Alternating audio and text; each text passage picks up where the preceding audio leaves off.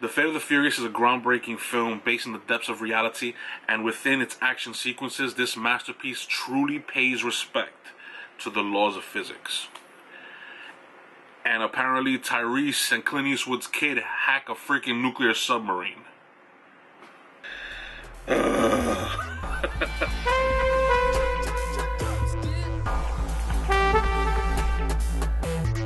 What is up, everybody? I am Ray from Rated R Reviews, and obviously I am reviewing F8, Fate, The Fate of the Furious, the next in the Fast and the Furious franchise.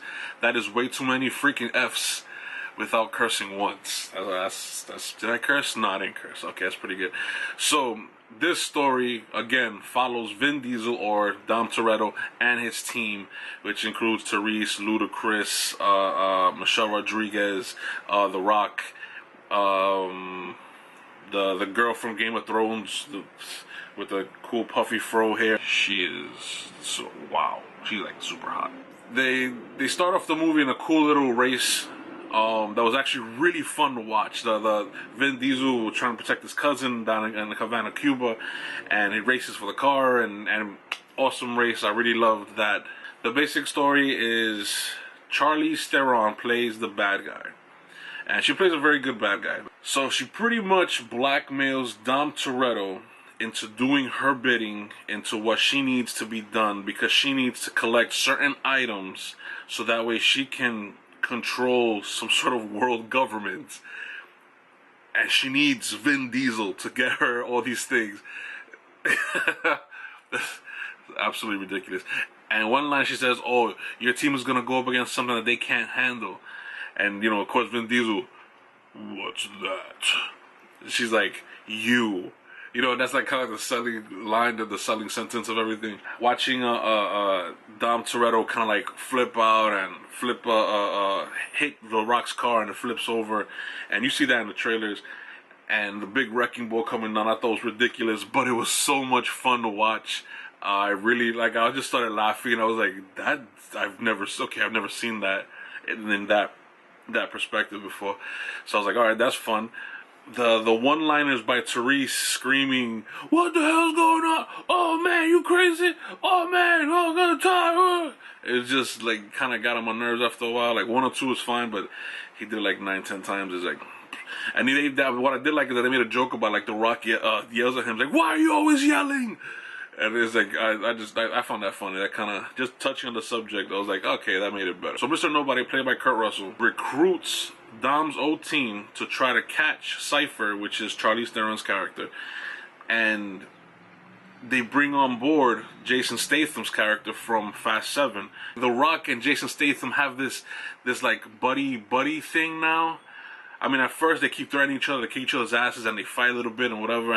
And it's just like a fun movie. It's fun to watch them fight each other. Then there was a whole scene of like these zombie cars while they're chasing Dom Toretto.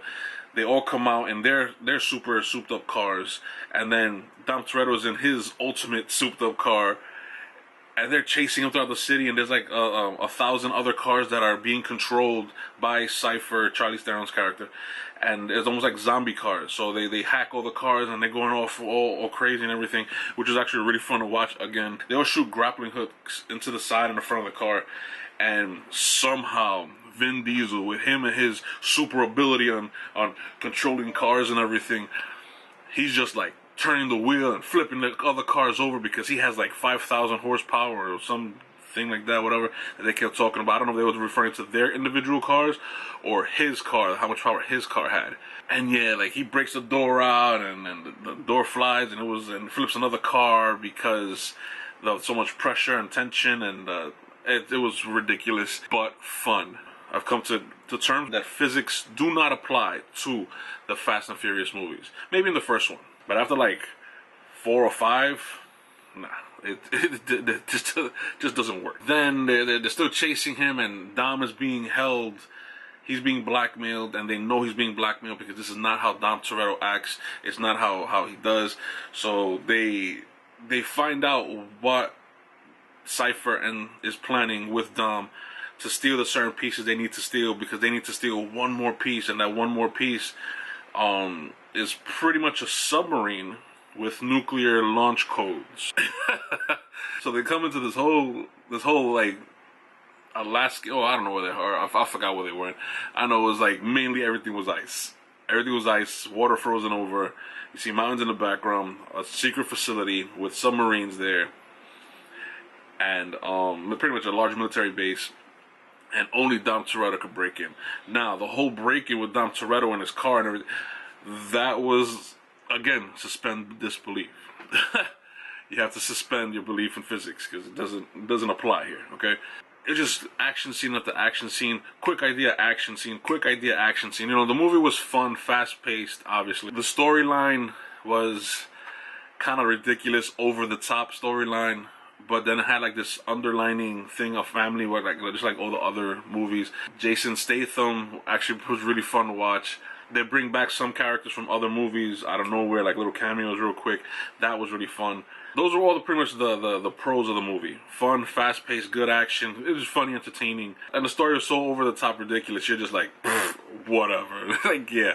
Okay, Vin Diesel, go get the nuclear launch codes. And apparently, Vin Diesel's car, progression of cars, like the last one, apparently this shit was made out of adamantium or vibranium, something like that, because this car would take beating after beating, running through a concrete wall, running through a store, and it was like there was like no dents, no, not even a paint chip in the mother. Like, what the hell is going on?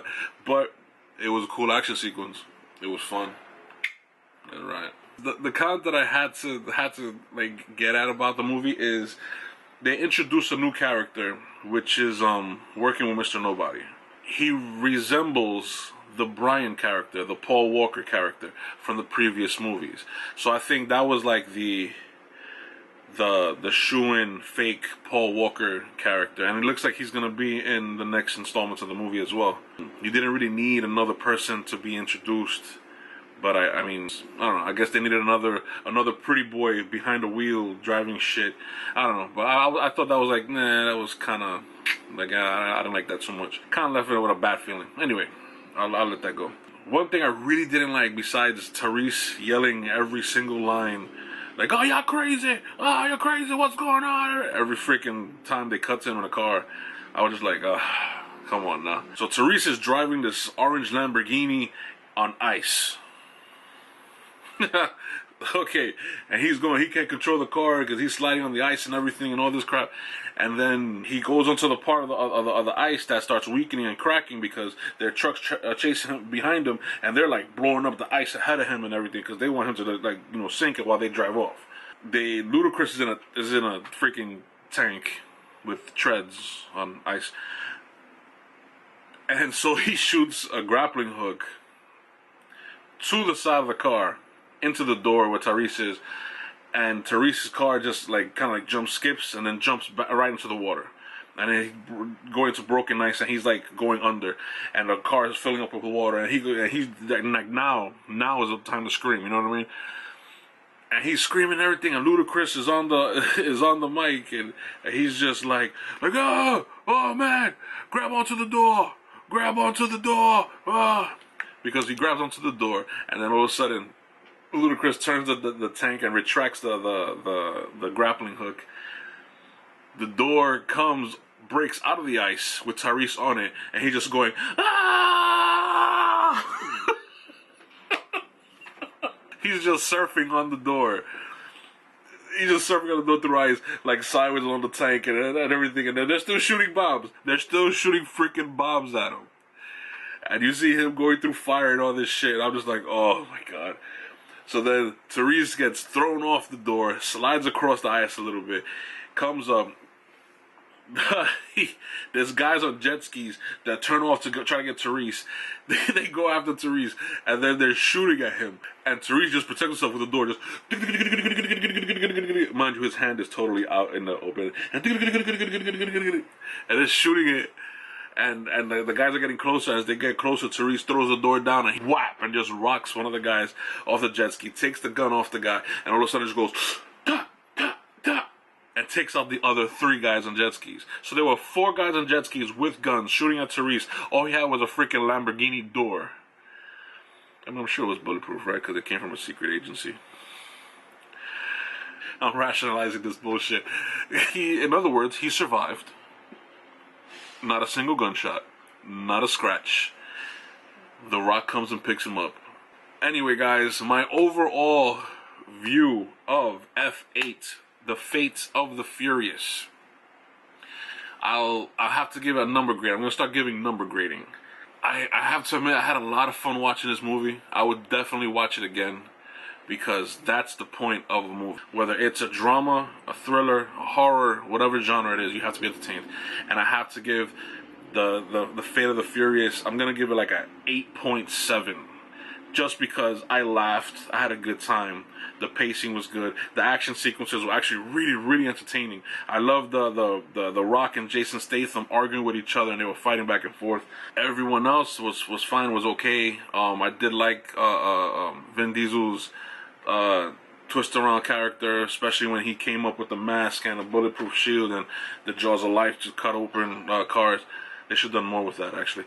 But it was a really fun movie. Give it an 8.7. So yeah, definitely watch F8 in theaters. It's a fun movie. Go watch it with a group of friends. You will start laughing. You will start bugging out to it. It kind of took me out of my own personal world. Yeah, it was fun. All right. I'm Ray from Radar Reviews. Thank you very much for watching. Please like, subscribe. Please subscribe, and please share the videos. Thank you very much. Peace out.